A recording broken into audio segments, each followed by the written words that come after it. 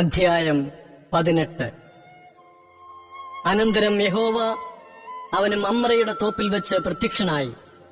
വെയിലുറച്ചപ്പോൾ അവൻ കൂടാരവാതിൽക്കൽ ഇരിക്കുകയായിരുന്നു. അവൻ തലപൊക്കി നോക്കിയപ്പോൾ 3 പുരുഷന്മാർ തന്റെ നേരെ നിൽക്കുന്നത് കണ്ടു. അവരെ കണ്ടപ്പോൾ അവൻ കൂടാരവാതിൽക്കൽ നിന്ന് അവനെ എതിരേൽപ്പാൻ ഓടിച്ചെന്ന് നിലം വരെ കുനിഞ്ഞു. യജമാനനെ, എന്നോട് കൃപയുണ്ടെങ്കിൽ അടിയനെ കടന്നു പോകരുതേ. അസാരം വെള്ളം കൊണ്ടുവന്ന് നിങ്ങളുടെ കാലുകളെ കഴുകട്ടെ. വൃക്ഷത്തിൻ കീഴിലിരിപ്പിൻ, ഞാനൊരു മുറി അപ്പം കൊണ്ടുവരാം. വിശപ്പടക്കിയിട്ട് നിങ്ങൾക്ക് പോകാം. ഇതിനായിട്ടല്ലോ നിങ്ങൾ അടിയന്റെ അടുക്കൽ കയറി വന്നത് എന്ന് പറഞ്ഞു.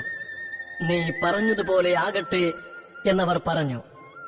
അബ്രാഹാം ബന്ധപ്പെട്ട് കൂടാരത്തിൽ സാറായുടെ അടുക്കൽ ചെന്ന്, ക്ഷണത്തിൽ 3 ഇടങ്ങഴി മാവെടുത്ത് കുഴച്ച് അപ്പമുണ്ടാക്കുക എന്ന് പറഞ്ഞു.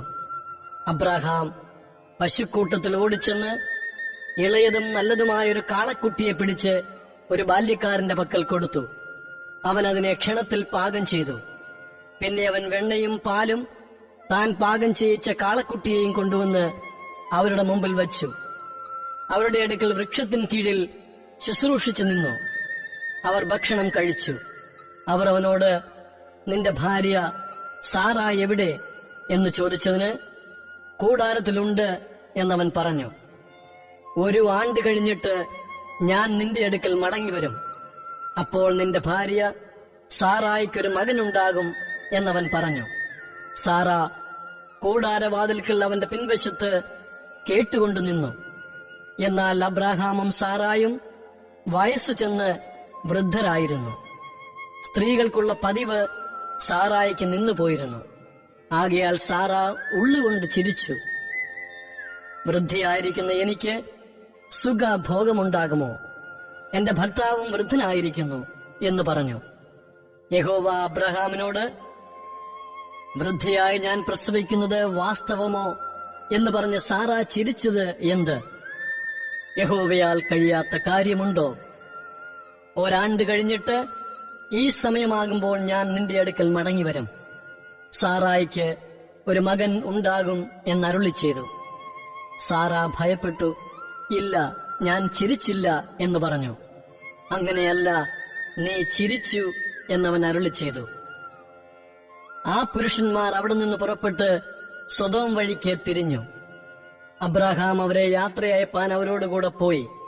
അപ്പോൾ യഹോവ അരുളി ചെയ്തത്, ഞാൻ ചെയ്യുവാനിരിക്കുന്നത് അബ്രാഹാമിനോട് മറച്ചുവെക്കുമോ?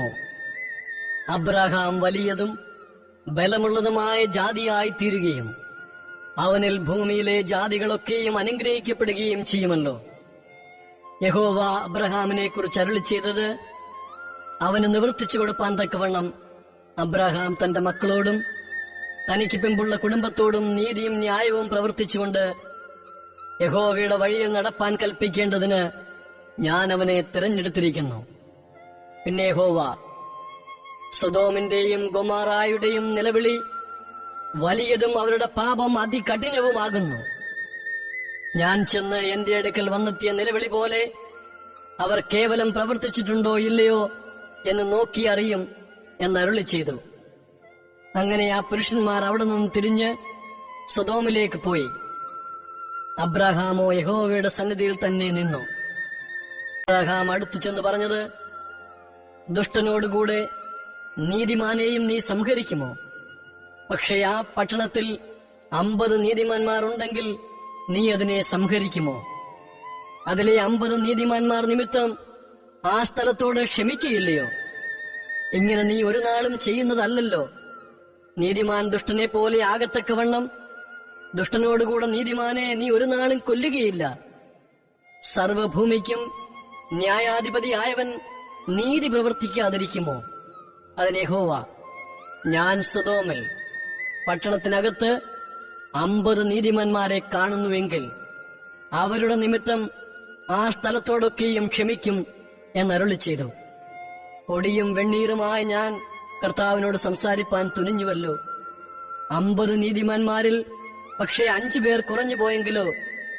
5 പേർ കുറഞ്ഞതുകൊണ്ട് നീ ആ പട്ടണം മുഴുവനും നശിപ്പിക്കുമോ എന്ന് അബ്രാഹാം പറഞ്ഞതിന് 45 പേരെ ഞാൻ അവിടെ കണ്ടാൽ അതിനെ നശിപ്പിക്കുകയില്ല എന്നവൻ അരുളി ചെയ്തു.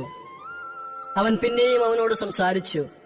പക്ഷേ 40 പേരെ അവിടെ കണ്ടാലോ എന്ന് പറഞ്ഞതിന് ഞാൻ 40 പേരുടെ നിമിത്തം നശിപ്പിക്കുകയില്ല എന്നവൻ അരുളി ചെയ്തു. അതിനവൻ, ഞാൻ പിന്നെയും സംസാരിക്കുന്നു, കർത്താവ് കോപിക്കരുതേ. പക്ഷേ 30 പേരെ അവിടെ കണ്ടാലോ എന്ന് പറഞ്ഞു. ഞാൻ 30 പേരെ അവിടെ കണ്ടാൽ നശിപ്പിക്കുകയില്ല എന്നവൻ അരുളി ചെയ്തു. ഞാൻ കർത്താവിനോട് സംസാരിപ്പാൻ തുനിഞ്ഞുവല്ലോ, പക്ഷെ 20 പേരെ അവിടെ കണ്ടാലോ എന്നവൻ പറഞ്ഞതിന് ഞാൻ 20 പേരുടെ നിമിത്തം നശിപ്പിക്കുകയില്ല എന്നവൻ അരുളി ചെയ്തു. അപ്പോൾ അവൻ, കർത്താവ് കോപിക്കരുതേ, ഞാൻ ഇനി ഒരു പ്രാവശ്യം മാത്രം സംസാരിക്കും, പക്ഷെ 10 പേരെ അവിടെ കണ്ടാലോ എന്ന് പറഞ്ഞു. ഞാൻ 10 പേരുടെ നിമിത്തം നശിപ്പിക്കുകയില്ല എന്നവൻ അരുളി ചെയ്തു. യഹോവ അബ്രാഹാമിനോട് അരുളി ചെയ്തു തീർന്ന ശേഷം അവിടെ നിന്ന് പോയി. അബ്രാഹാമും തന്റെ സ്ഥലത്തേക്ക് മടങ്ങിപ്പോയി.